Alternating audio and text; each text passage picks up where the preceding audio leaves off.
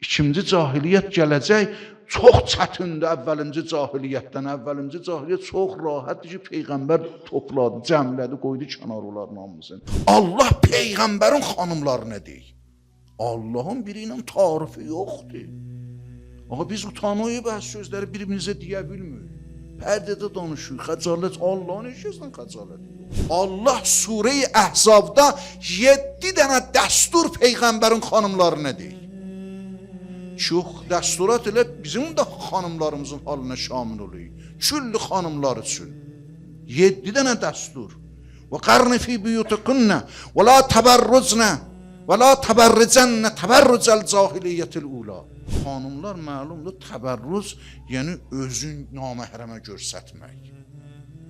Özün Allah Peyğəmbərin xanımlarına deyir ki, cahiliyyətdə olan xanımlardakı yaşamayın. Ki, özlərin bəzəyib naməhrəmə göstərdi. Özünü naməhrəmə göstərməyin. Peyğəmbərin xanımı nə deyir?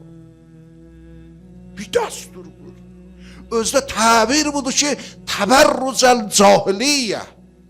Təbərrücəl cahiliyyətil ula. Təbərrücəl cahiliyyəti ula. Liza əymə rivayətdə var, İmam Baqir burada ikinci cahiliyyət gələcək.